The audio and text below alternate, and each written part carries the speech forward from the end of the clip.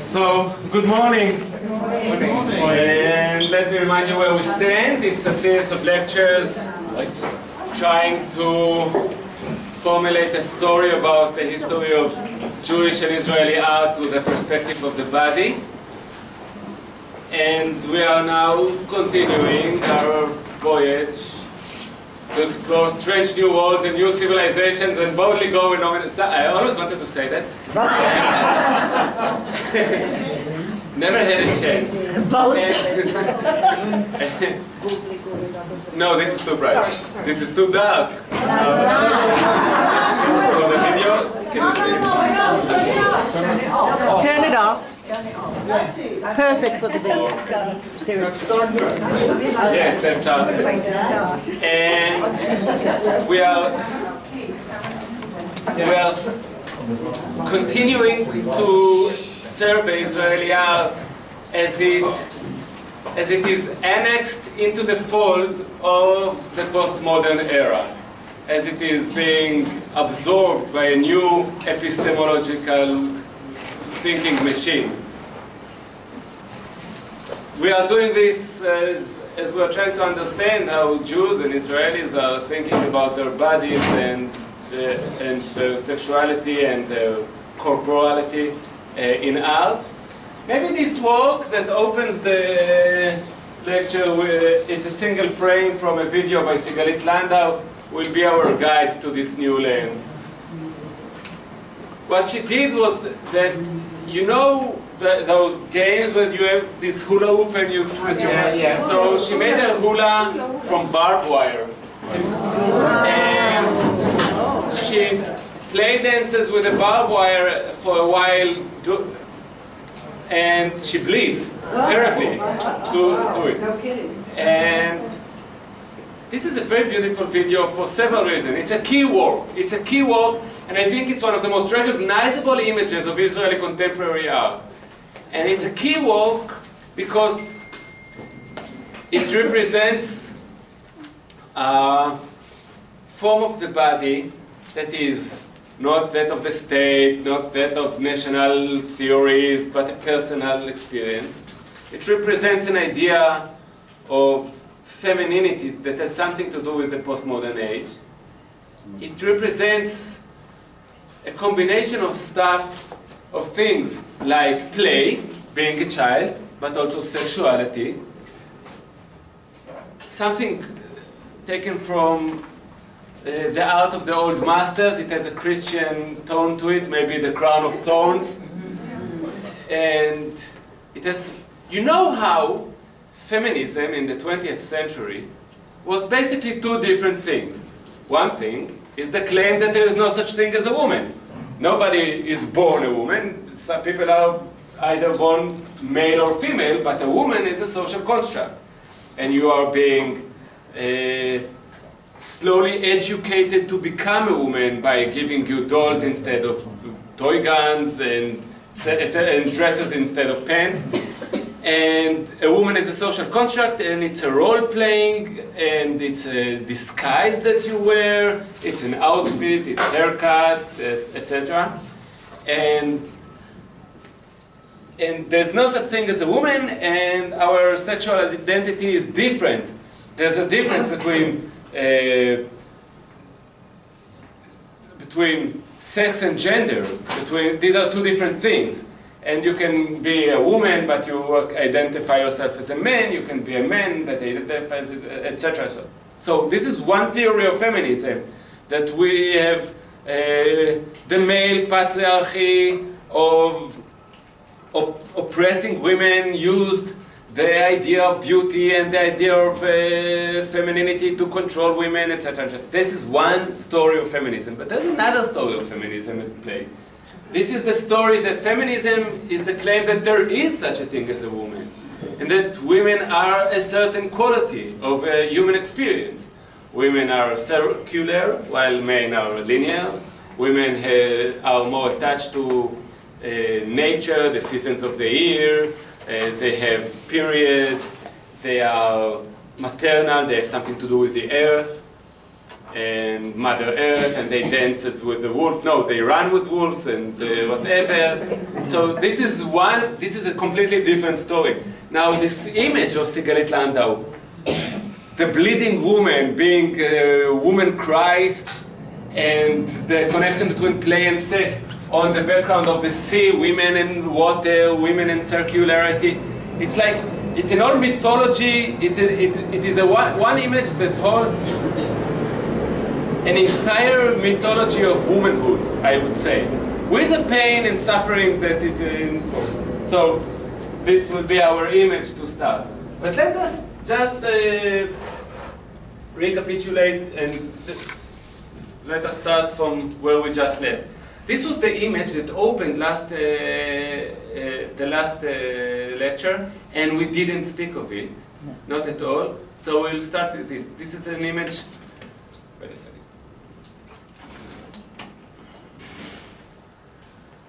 This is Venus by Michael Druks from the early 70s. And you know what Venus this is. This is Botticelli's Birth of Venus, Birth of Aphrodite from the 1470s. So, how is the Israeli Eros? How are you doing, Israeli Eros? Well, I am the missing middle. You remember I was talking a lot about the missing corporal middle. There is no body. There is just ideas. So here is how Michael Druks in the 70s saw the body. There is Eros, there is Aphrodite, there is love, passion, but it is a missing form, and it's surrounded by like this calcar thing that you ship things to abroad with. Crane. And crane, yeah. And let us just take one step backwards and consider who Aphrodite is. Who is she? Well, the story of the birth of the world in Greek mythology goes like this. In the beginning, there was Gaia. She was the earth, and she was lying on her back.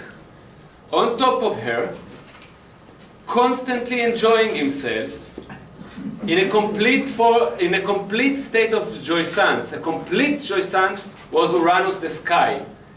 He was not enjoying only one part of her, he was enjoying all of her, and he didn't take breaks. He was constantly 24 hours, 7 days a week, every day, all the time. He was in complete jouissance, 24/7, all over.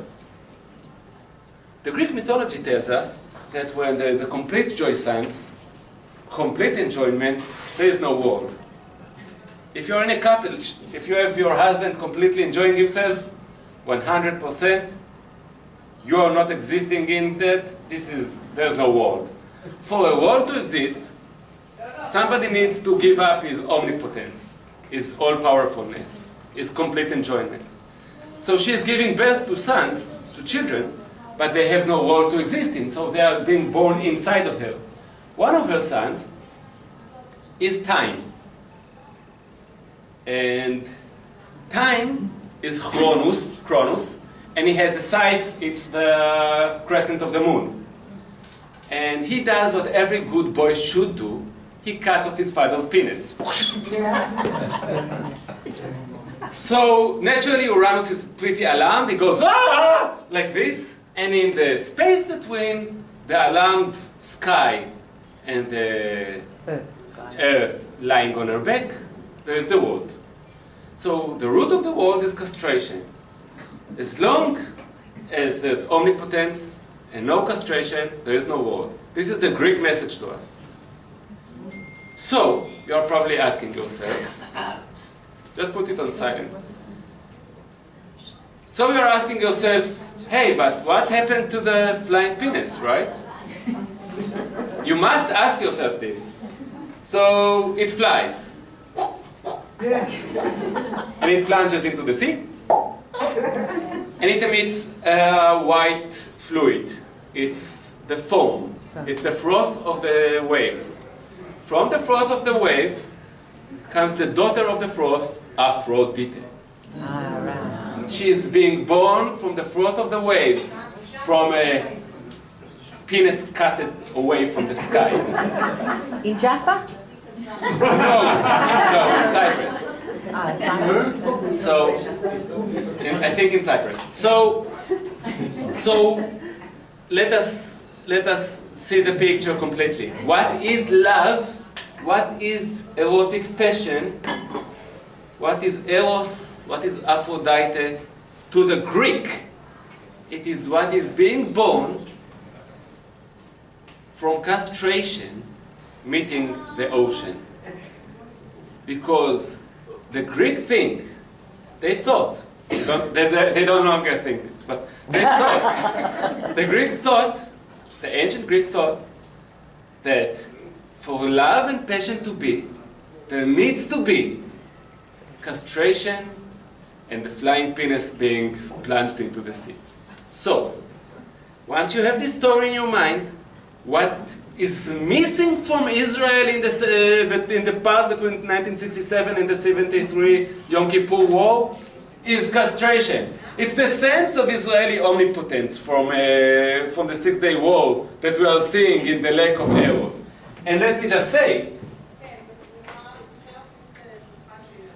that it's going to be a motive of this lecture that I'm going to show some images of Israeli art and their counterparts in the history of art, in general art. This is a unique case. This is not a study case. This is not a normal case. This is Gershon Kenispel from the 50s. I just brought it to make a little point. So, can you recognize the mythological story here? It happens in the kibbutz, but basically it's the judgment of Paris. So he needs to choose between Shifra, Pua, and Ruchama. Yes, the judgment of Paris. He was supposed to judge the beauty contest of the goddess. So, and we are talking about the assimilation of the body into the national corpus, the corpus of the state of Israel becoming a body, and there is no body in Israeli art because it is completely merged into the body of the nation. So we have this statue of Jabotinsky we saw last time as the terraces, and this is another Michael Druk's work. It's called Druksland, a very iconic image in the history of Israeli art. And it is a man becoming the map, becoming the landscape. These are images of a civilization that needs immediately to go to therapy. These are the images produced by a country where individuality is struggling, where a new sense of the body is struggling. Why is it so hot in here? Yeah. I have to turn it on again. I will. So,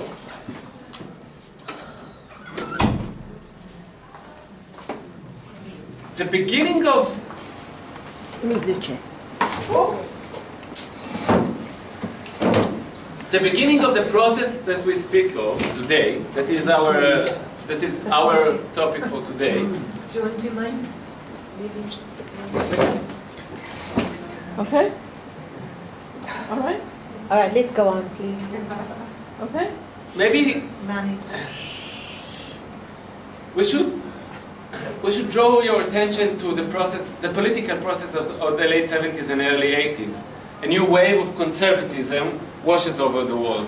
It's Margaret Thatcher in England, it's Reagan in America, and it's Begin here. It's a more right-wing, more capitalistic, more liberal approaches, less socialist. And there's a little more money that is flowing. People are paying less taxes, they have more free money. And we're entering the age of postmodernism in the sense that if you remember Francis Fukuyama's book, The End of History and the Last Man, where Fukuyama said, he was aiming, at Reagan's America, but I think he was aiming at liberal capitalism at large. He was saying, this is the end of history. Meaning, we expect no further revolutions in the near future because this system has in it all the mechanisms to cope with change and keep itself safe. So whatever will come, we will not see history in the same way we saw it, like you had communism and then you had perestroika, and then you had this form of government and that form of government.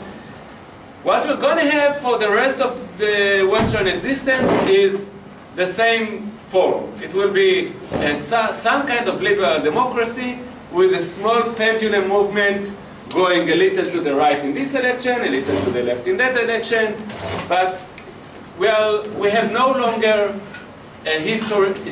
History has ended. History is a series of revolutions, of changing. This brings back painting. Since I'm a painter, my attention is I'm already biased towards painting. So we are seeing more painting in these lectures than we see other works. But the 80s will be the comeback of painting after decades of conceptual art, and you would go to an Israeli gallery and the entire gallery was empty, but there was like a small jelly bean in the corner, and you would say, oh my God, it's so like, and the entire gallery was empty, but there was a notebook and it says some kind of pun on it. You know, this went on for about 15 years. Behind me, it's a Clivne. I think it's a self-portrait as the Medusa. This is Caravaggio's famous Medusa. Medusa is a work about castration. So we are still dealing with castration, but now we have a more elaborate form of representation at work. Obviously, the Medusa is the painter, because Medusa, whatever she looks at, freezes. This is what painters do. They look at something and they freeze it. So she's the painter. She's the painter, and the way to kill Medusa is with a mirror. And this is the way you do self-portraits. So this is the Medusa killing itself as it represents itself. Now naturally, for Caravaggio, it is more dramatic. Naturally, Caravaggio's snakes are a little more potent than Eyck. But nevertheless, we can see a comeback of painting and some postmodern sensibilities.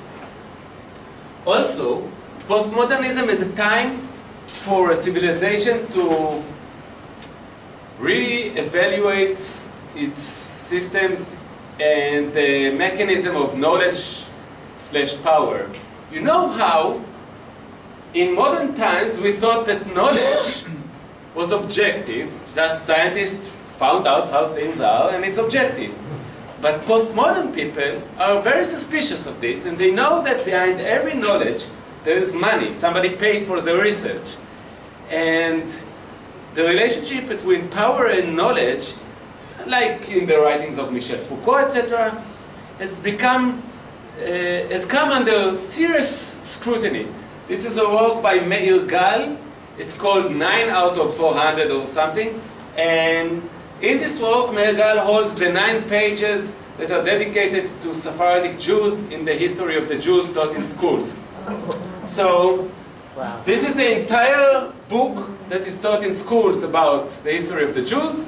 And these are like the 9 books dedicated to North Africa and Sephardic Jews. So this is not knowledge, this is ideology. Ideology, this needs to be said. Ideology is the mechanism by which a society normalizes all that which is not normal. Whatever is perverse, whatever is shocking, whatever should be alarming to us, is being represented as normal. This is ideology.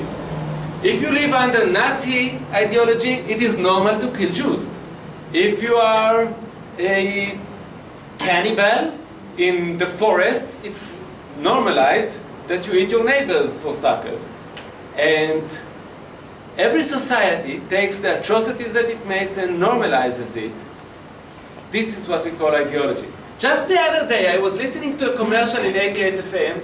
It was a commercial for this thing that beeps when you are getting closer to another car, the Mobileye. So the woman, she says something like this: there are things in life that you cannot control.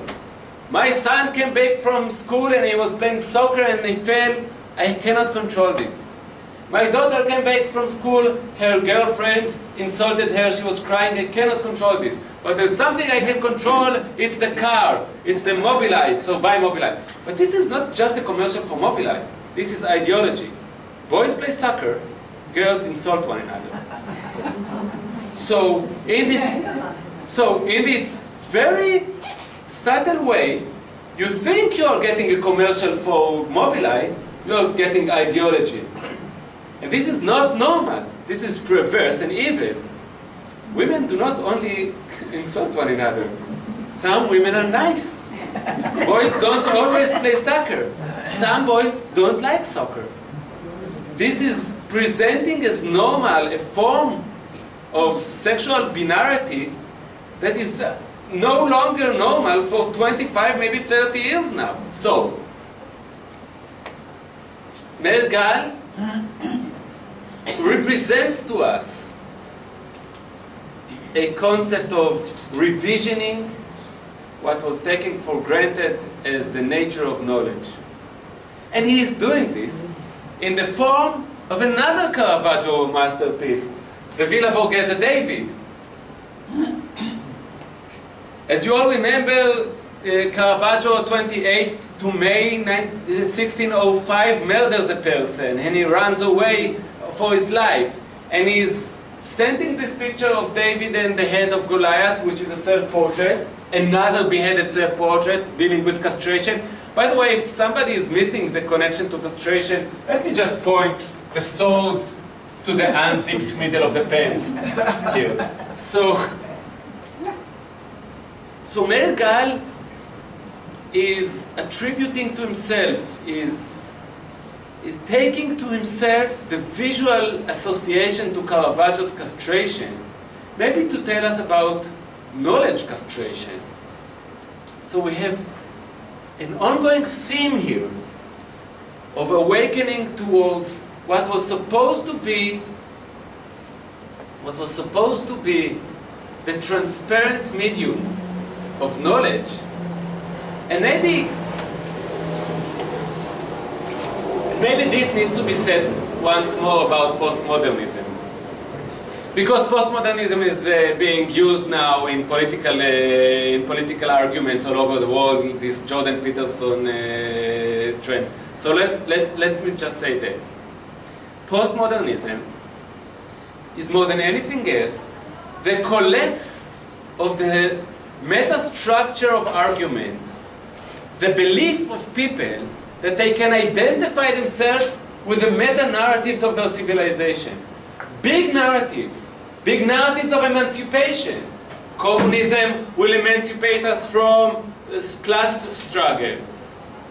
Capitalism will, and the scientific advance will liberate us and emancipate us from labor and illness and whateverness. Zionism will emancipate us from the tyranny of the Gentiles and the atrocities of diaspora. Feminism will liberate women from the oppression of patriarchy.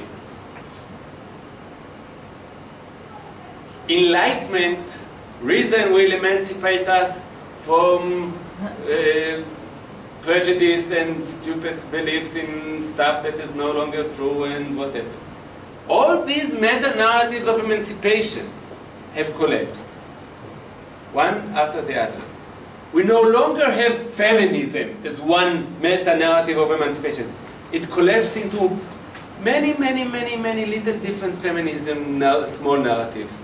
The feminism, like, women went to get jobs, but Sephardic women told Ashkenazi women in Israel, listen, you went to get jobs and fulfill your destiny and whatever, but we had to stay at home to keep your children. Yeah. This is not feminism, this is abuse. And Arab women, and lesbian Arab women, and you see how this crumbles. So you no longer have Zionism. You have Zionism from the perspective of the Yemenites, Zionism from the perspective of homosexuals. You have all these small narratives. The collapse of the meta-narratives.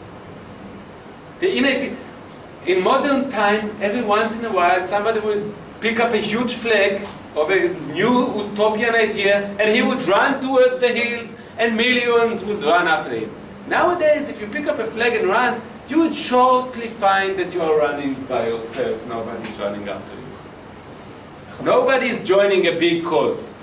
People like the small causes. So, this enables. Yes, of course. But in that, if you would scrutinize it, you would see that there is this kind and this guys, and they cannot. I mean, this is bad for many reasons, but it is good for one reason. It enables people to be critical about what was transparent before. Because big ideologies are normalizing what is not normal, are presenting atrocities as mundane. This is the concept. This is what we mean by the word ideology. Ideology is the way we normalize not normal stuff. So, maybe one of the most famous and most recognizable images of postmodern, maybe the work that introduced postmodern thinking to Israeli art, is this series of paintings by Larry Abramson called Tzuba. What Larry did there, in this series of works, is fascinating. It's brilliant. The story goes that back in the 70s, Zaritsky, who you all met in the previous lecture, went to Tzuba and made some landscape paintings. Now what Zaritsky did was to look at the view and make lyrical, abstract, grim paintings, like all of Hakim Hadashim painting, like all the works of the 50s and 60s and 70s. No representation. He was looking and he was abstracting the view and making it into a lyrical abstract. So Larry goes back to the very same spot, and he puts up his pedestal, what you call his easel, and he paints. And now he sees. What he sees is the demolished houses of the 48 Arabs. And he takes current newspapers. You know how painters, they want the painting to be flat, so they use newspaper? And he makes these ghost prints of the landscapes with political current events being used as backdrop, as background. What happens is that Larry Abramson not only shows us that modernism and abstract was ideological, and by abstracting the landscape, we could not see. We could pretend not to see. We could have erased the disasters of the others, because Zaritsky looked at the villages and made abstract. So this is a critique of Israeli art scene, being able not to see, normalizing the disaster of the other, whatever. But it is, and this is more important, a critique of the modernistic agenda in its roots. Because the modernistic agenda that says we are looking inwards into we are not looking outwards to the world, but inwards into our souls, and we are painting our fantasies, and we are looking inwards into the medium of art, and we are preoccupied with what is color, and what is line, and what is composition, and we are not preoccupied with this is the entire modernistic agenda.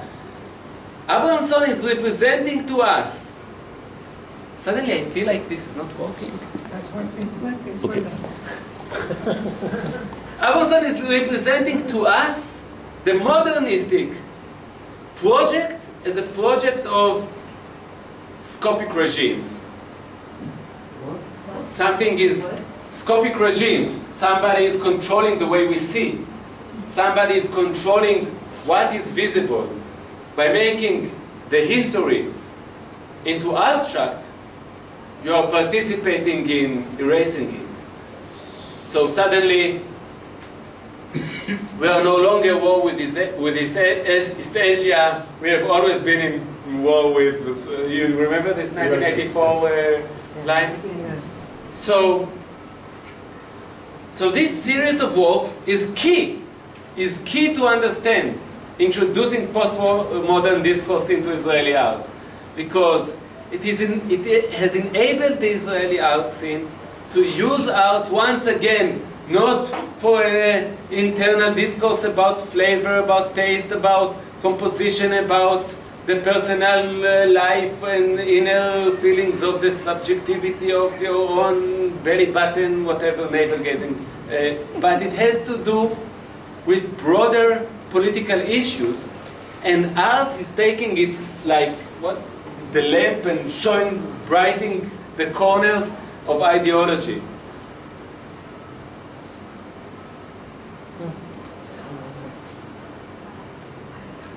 And it has made the point that by not seeing it, by not seeing the landscape of the disasters of the others, we let it exist as a ghost in the political present. So these ghost images of the destruction of the houses of the 48 Arabs has returned. This is the return of the repressed. This is the traumatic return of the ghost. Something very interesting happened with this series of works, as you know how civilization works, how culture works. So Zaritsky is doing this, Larry is doing this.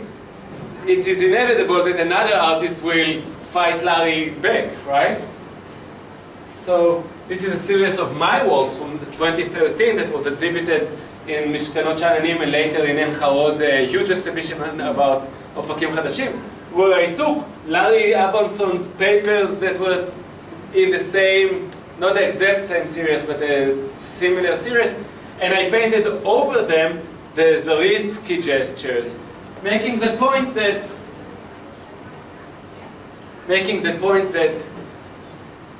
to my generation, art could not be a pamphlet about ideas. It has to be gestures, it has to be material. So the Hegelian dialectic of culture has moved one further step.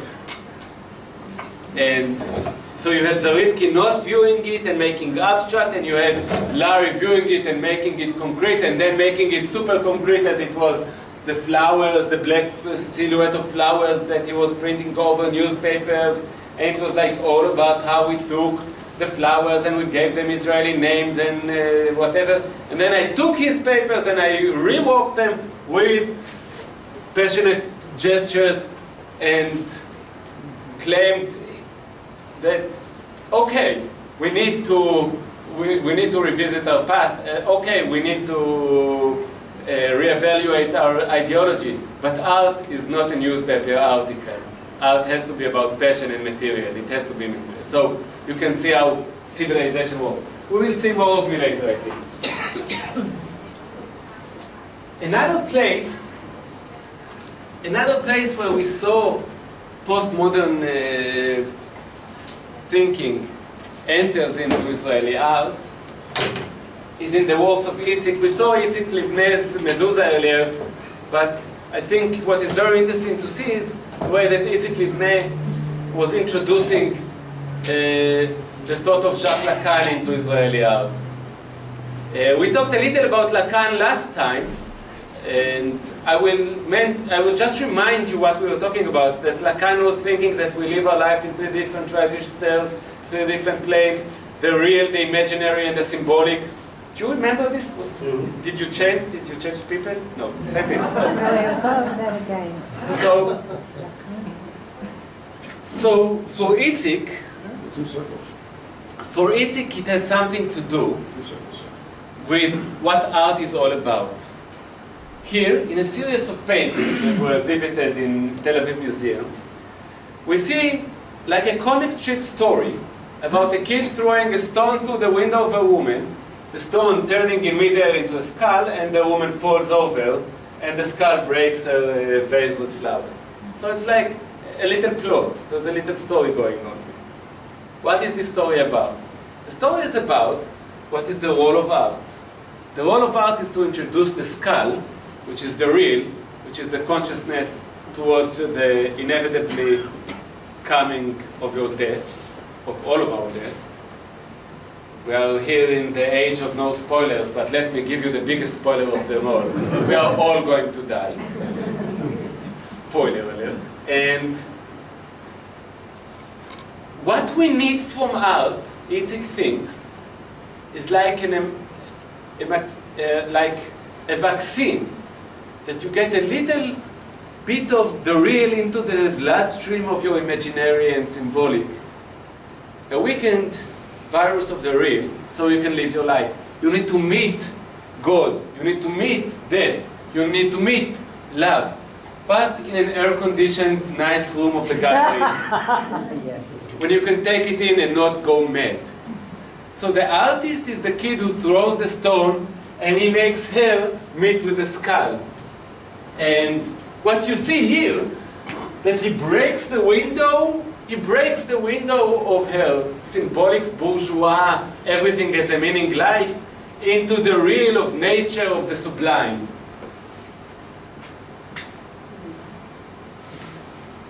Not surprising that the series of painting is turning very green very quickly.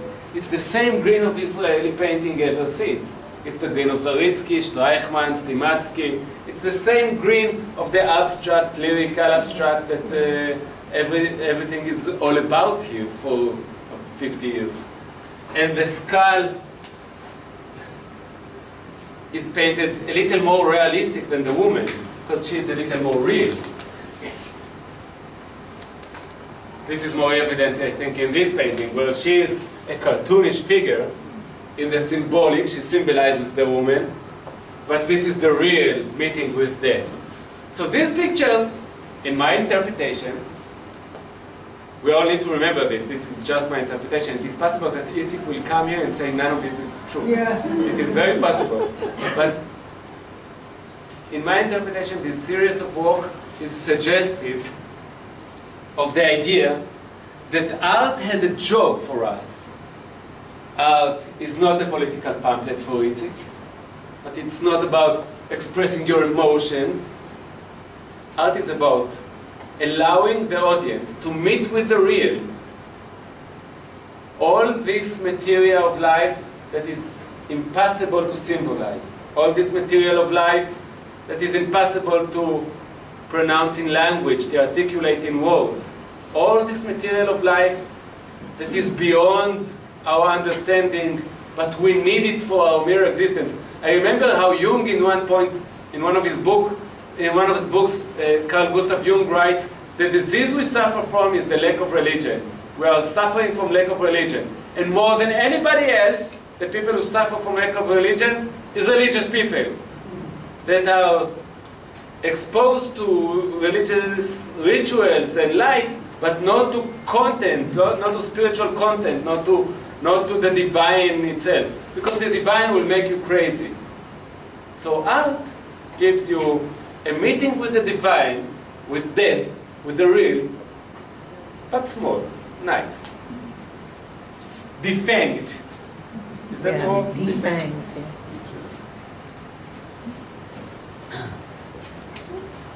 We are continuing in our,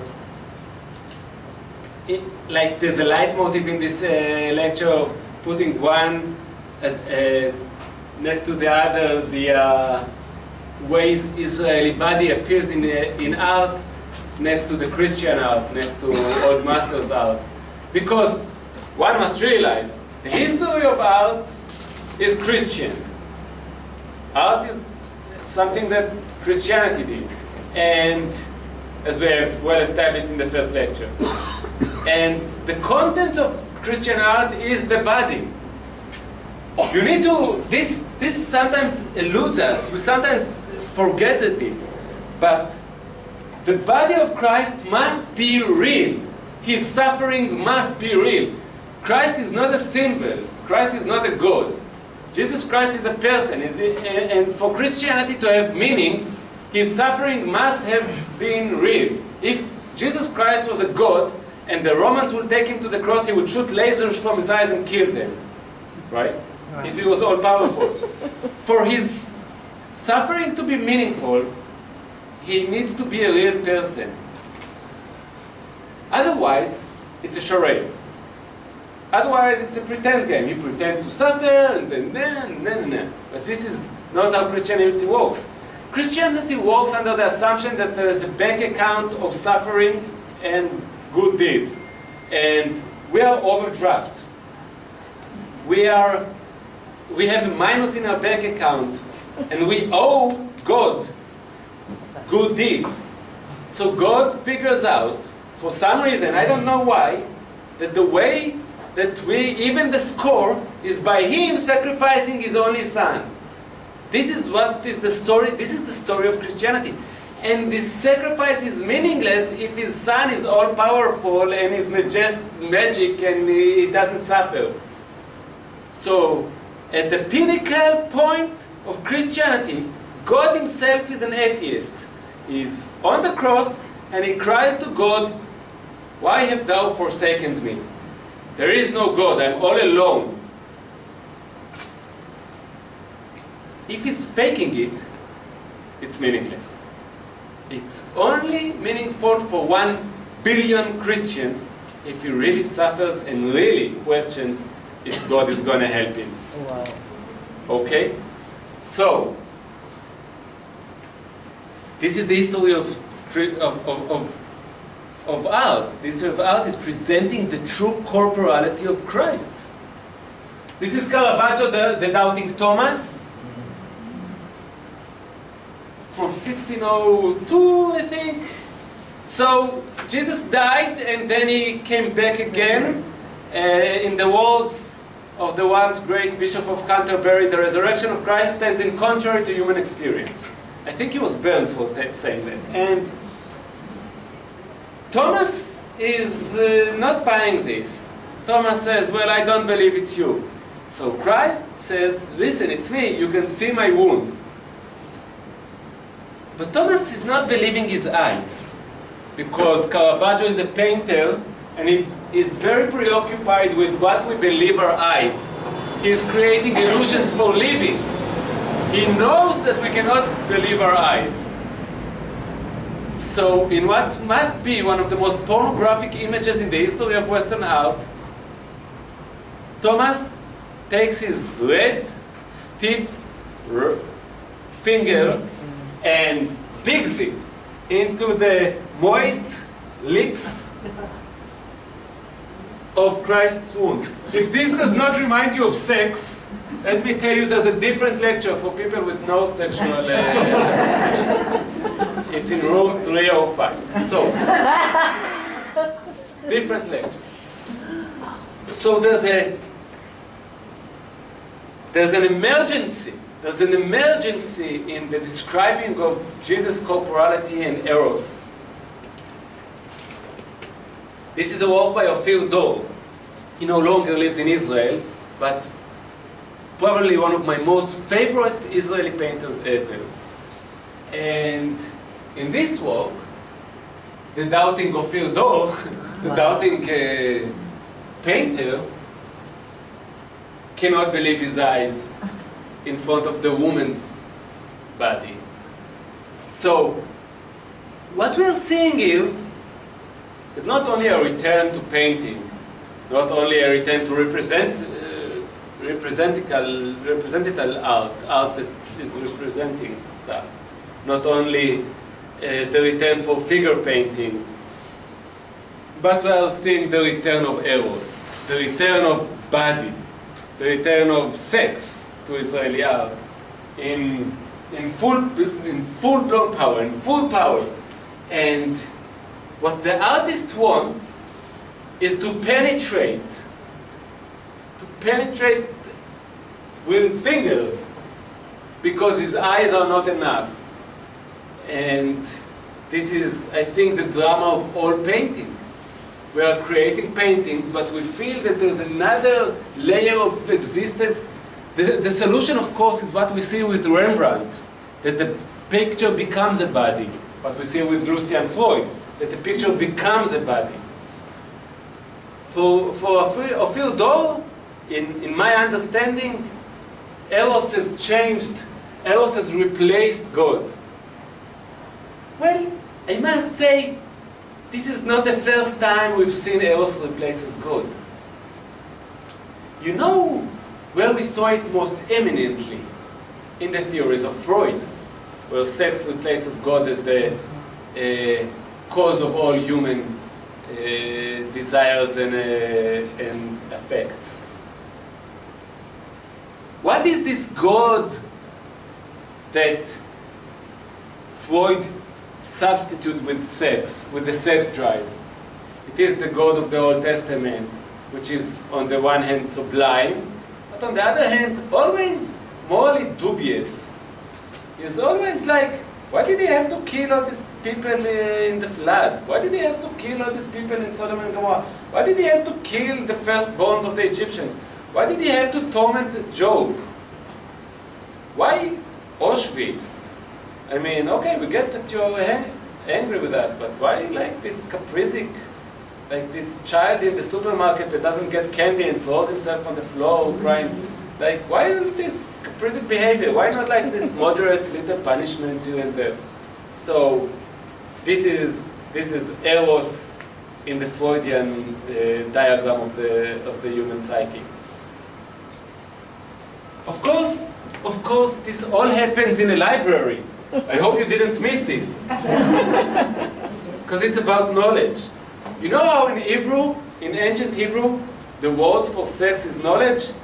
Adam yada et ishto Chava, he knew his wife. Yes. One of the most interesting, one of the... Oh, that's amazing. I like it that you left before I said anything. And you were right, and I completely agree with your interpretation. So, one of the most important trends in Israeli art in the 90s and early 2000s is that more and more respect to old school, traditional technique of painting.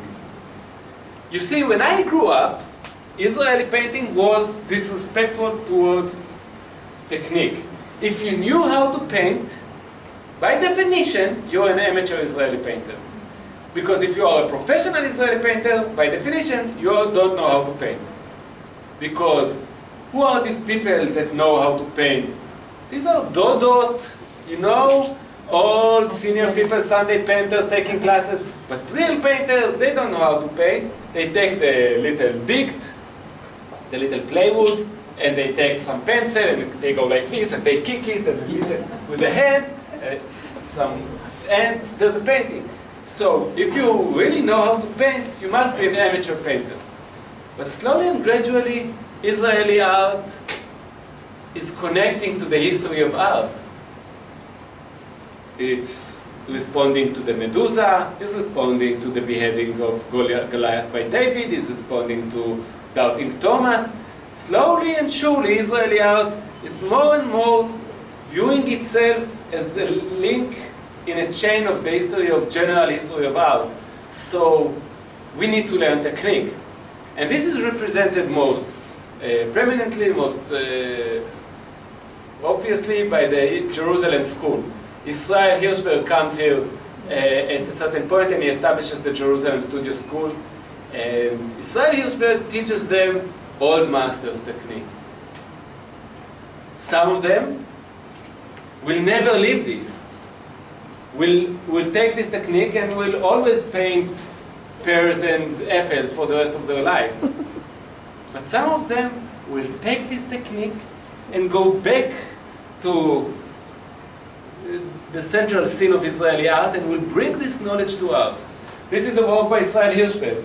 Now, as I said, the series of lectures has something to do with the body, but all we see here are 2 lemons and a jar of water.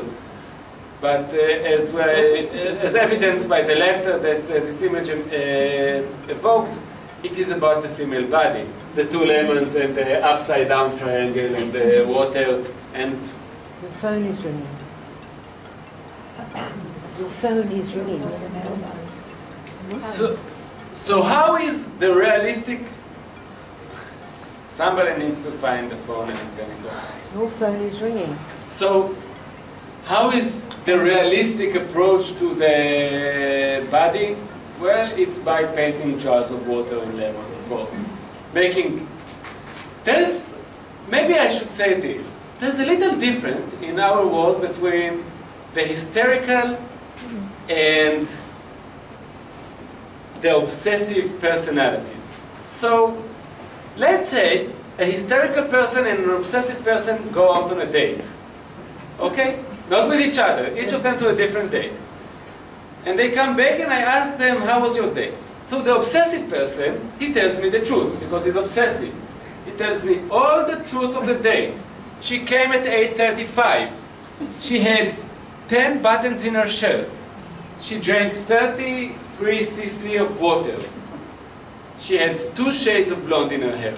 He gives me all the truth detail, but nothing of what I wanted to hear.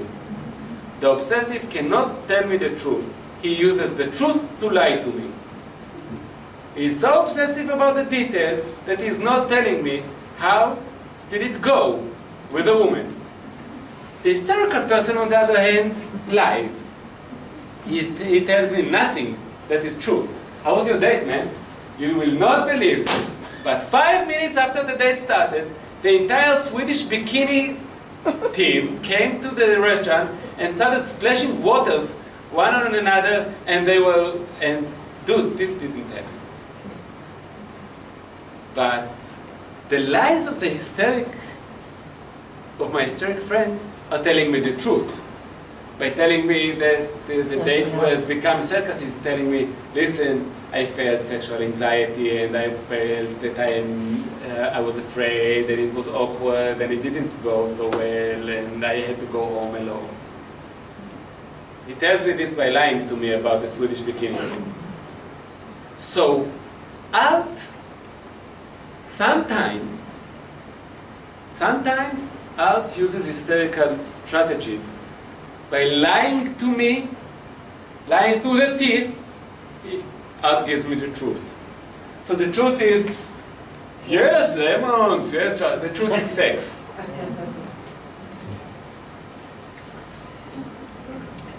From this school of realistic painters from Israel Hirschfeld, I would take this one painting by Aram Gershuni as a point to discuss, a point for discussion. Aram is my good friend, I think,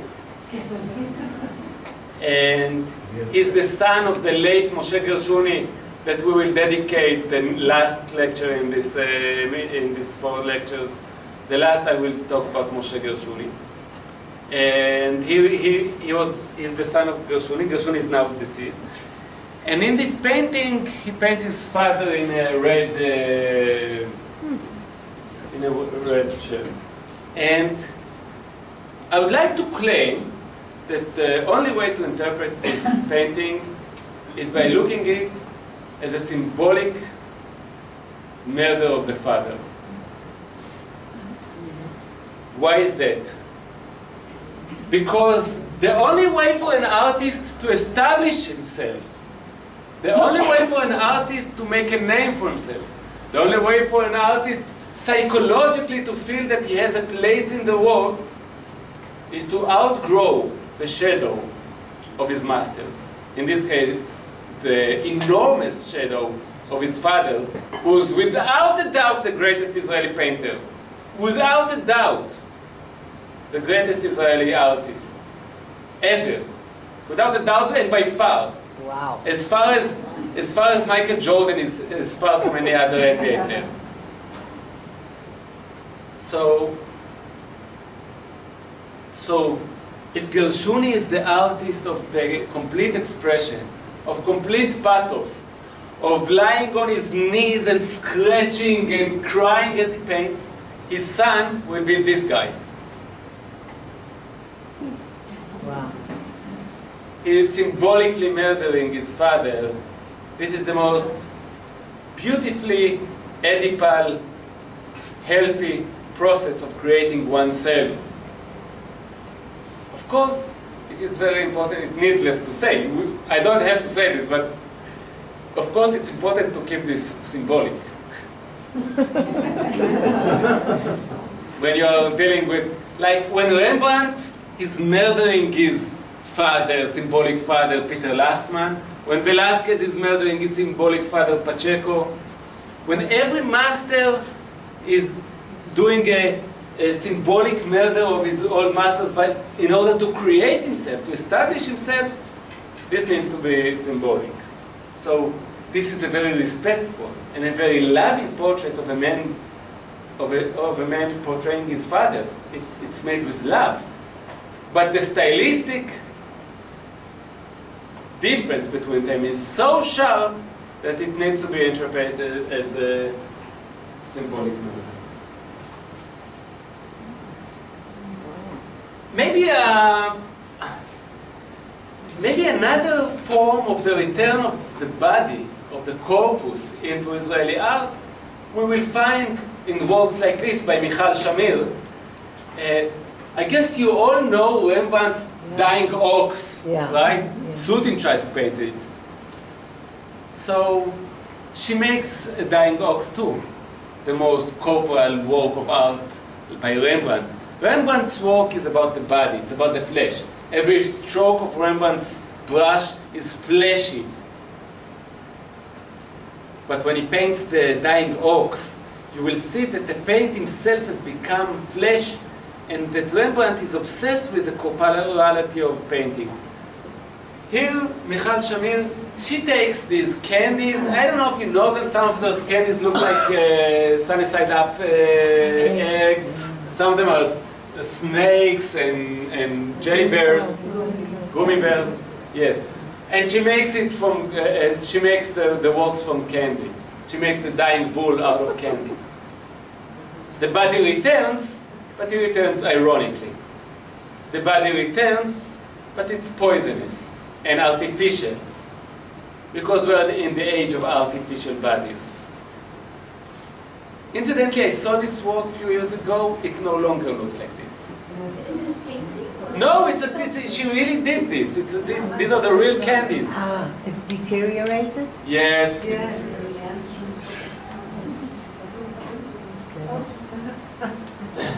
One of my most important teachers, Gilad Efrat, in what is probably one of my most favorite series of works in Israeli art, it's the series of monkey portraits. Efrat is painting with no brushes by reducing, he's erasing the canvas as he walks, meaning he covers the entire canvas with black, and then when he erases a little you get this gray, but when he erases completely you get the white. So it's a reductive, so the work of the artist is revealing light. It has a spiritual quality to it, also archaeological quality to it. And the monkeys are becoming landscapes, and they have this beautiful vanitas quality to them, because they remind us of our own, like they're so human, and it's like looking into a skull. And I think it's a contemporary form of vanitas. And also there's something very humane about them. Something that returns the gaze. When you look at the stone, you look at the stone, but when you look at the monkey, he looks back. He looks back. There's something, you know that today some legal systems have real trouble with legal actions against the owners of monkeys and the chimpanzees, because, well, you can teach a chimpanzee sign language, and they can speak about 400 words, and they can express thoughts as complicated as I missed John, he wasn't here last Wednesday. They can express so many complicated. So you cannot treat them like you treat cows and dogs. Somebody that can stand in court and represent his opinion is a completely different story. So we have a new thing now. You have humans, legal system, and animal legal system. But chimpanzees, they need a different legal system because they can represent themselves. It's a completely different story now. That's charcoal, right? No, this is oil on canvas. Oh.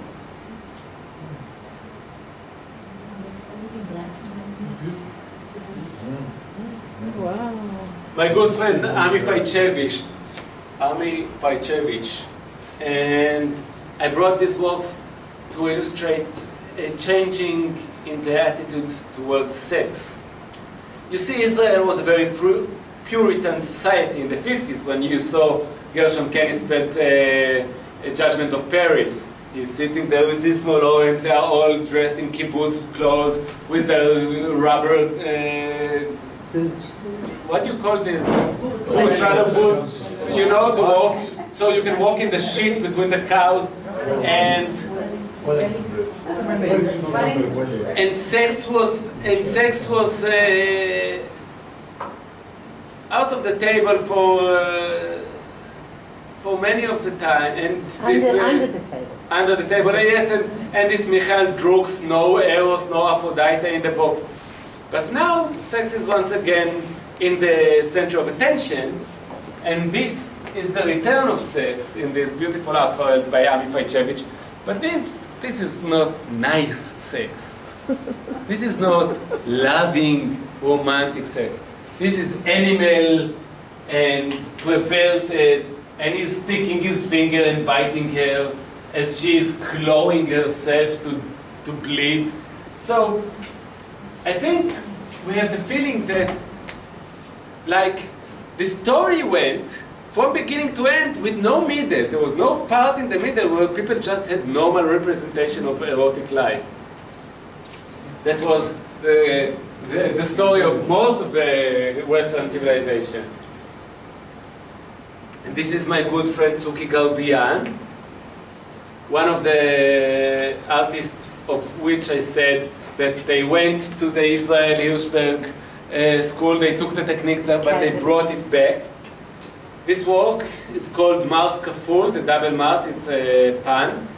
And what Suki did, he repainted Velázquez's masterpiece of Mars, the God of War. It's a beautiful work. Velázquez is painting the God of War as an old man. It's a very ironic, elaborated, intelligent work. Velázquez is always this master of riddles. It's always the Borges of painters. And what Suki did, he painted it. It was very hard. It was a very technically hard painting. I was there when he did it. It killed him. But he did it. He made a Velázquez. Then he put it horizontally on the floor and put a mirror vertically, so the picture becomes double, one horizontal, the other vertical. Now, this has something to do, once again, with Lacanian thought, and what Jacques Lacan calls the mirror stage. The mirror stage is where mother lies to us for the first time. When you ask your mother, who is this person in the mirror? And she says, it's you. This is her first lie. Well, this is not you. You are multiplicity. You are a lot of things. You have digestive systems, and you're growing your hair, and you have tears, and you have memory. This is a two-dimensional, shiny representation of you. The inability to distinguish between you and your two-dimensional representation is what we call ego. And this work, that has some political ramifications, some political meanings, of course, the good old ironical God of War, but it has something deeper to it. As the Israeli society goes from the vertical, masculine, one God, one penis, one prime minister, one vertical transcendence from earth to God, into a more horizontal episteme, a more horizontal perception of themselves, a more feminine perception of themselves. In the words of Yehuda Amichai, לא כברוש אלא כעשב. No more will we be like the cypress. From now on we shall be like the grass. Not one horizontal, not one vertical, but many, equal and horizontal. The age of multiplicity. So this has something to do with this. Another work by my friend Tzuki Garbian. This was just recently exhibited in the Helena Rubinstein Museum.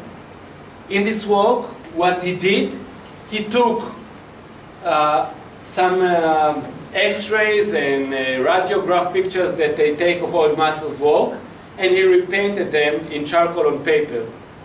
So, whereas the ego of the work of art, the two-dimensional representation of the work of art exists in the image that you see in the book, what Tzuki is interested in is the life of the work of art, the dilemmas, the changes the artist made, all the regrets, the biography of the painting, the soul of the painting. A Röntgen picture of the history of the painting being repainted. So once again we see the connection of Israeli artists to old masters, and the return to the idea of skill and know-how and respect to tradition. This is Oren Eliav, my school friend from Bezalel. He's painting of Rococo and Baroque ceilings, some architectural paintings. Eliav is a painter of multiplicity, of the shocking, of the plenty, of the many, of the blinding, of the swarms. You know, we are in the age of swarms, like zombies and vampires. The world has become not centralized. There's no one country, but your enemy is no longer a country like you go there, you conquer the capital, you kill the king and you win. Your enemy is like Facebook or Apple. You kill the king, you kill nobody. It will still live. It's like a swarm of bees. There's no center. Now, the thing is,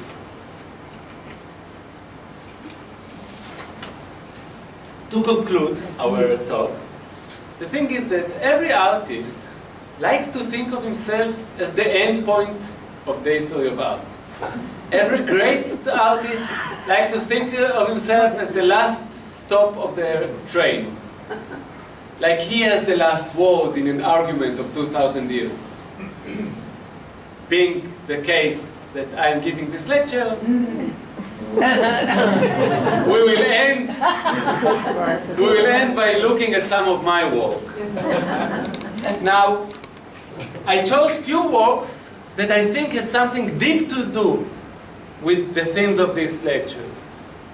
These are chandeliers taken from Jan van Eyck's The Marriage of the Arnolfinis. The chandeliers are symbols of marriage and of divinity. And I made them when I was getting married. I'm now divorced. And I took Jan van Eyck's beautiful chandelier, that is in the original painting probably like this, and I made him huge. And I submerged it into the Israeli modernistic style. This is Kufferman's abstract, these purples of Kufferman's vertical lines. And this is, of course, Zaritsky's green. And by doing this, by creating a synthesis with the old masters and the modern masters, I was doing the only possible thing to do from my point of view in order to create a new language. Because you see, the problem for a new artist to formulate his own language in a world that already exists. You are being born into languages that have already been spoken by other people. How can you find your own tongue? How can you find your own way to speak? The only way to do it is to take the languages that exist, like stones that you bang to one another to create sparks. And the sparks are happening like here. Here. Where suddenly it makes sense, like the two images, the two languages create a third new language. Don, come on. This is a garland that was made from a ballpoint paint and oil and was exhibited in Tel Aviv Museum in 2014. And what was important for me while painting those garlands, these are, you know, those garlands that you put on the graves? Yeah.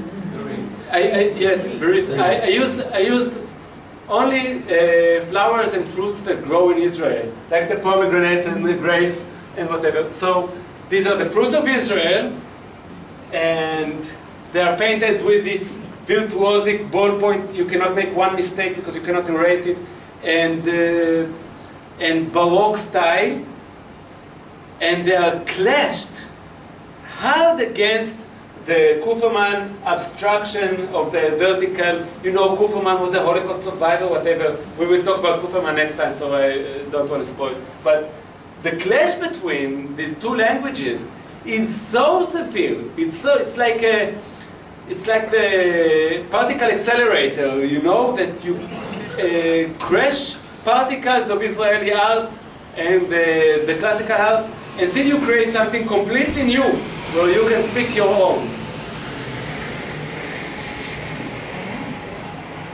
Well, after I returned from New York, I lived in New York for a year. I painted a ceiling in Park Avenue 7. And after I returned from New York, I divorced and returned to New York, I had an emergent need to die so I can be reborn. So I cannot do this in my life, because in my life I need to stay alive, but I can do it in my art. And I started to paint a series of dead Hirschfeld in the grave. So this is the dead Hirschfeld in his grave, loosely connected to the famous Dead Christ of Holbein. You know that if you read Dostoevsky's Idiot, Prince Mishkin says that if you saw Holbein's Dead Christ in the grave and still believe that he resurrected, you are a true Christian, because he's so dead. And when Nietzsche saw it in Basel, he said, I think God is dead. Dude, he's not coming back. So it's a very important work by Holbein. So I painted myself as the Dead Christ, and on top of me was the thick Zaritsky Israeli lyrical green abstract that is crashing me down to the grave.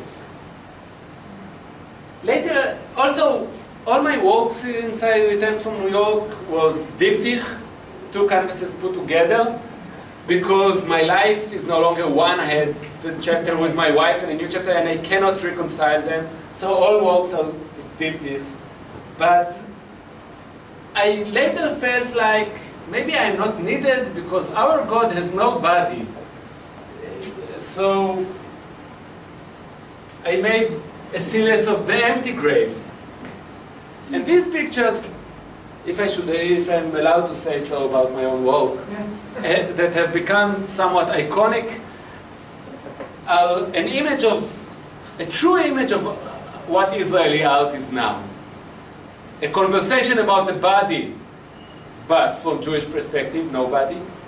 A conversation about representation, because it's a representation of the empty grave, but crashed under the weight of the Israeli modernism, and an autobiographical story about the impossibility to be one. And maybe the last work I will show will connect us to next week. These are the rakafot. I don't know rakafot in English. Edelweiss. It is. Cyclamens. Edelweiss is cyclamens. Cyclamens. I cannot pronounce it for the life of me. So the rakafot. So the rakafot, maybe a huge symbol of death and rebirth. You know from the song Rakafot Itzmachna after the 48th war. Rakafot grew, cyclamens grew from the earth, from the blood of the dead, whatever. So the rakafot, it's a major symbol in Israeli art, but has become a monster in this painting. So you have Holbein's empty grave, no body, no corpus, the empty grave, but there is life. There is life in the return of the monstrosity of the gesture, of the expression. Thank you very much for your... Wow. Thank you. Hey, honey, we've got 11 till 11.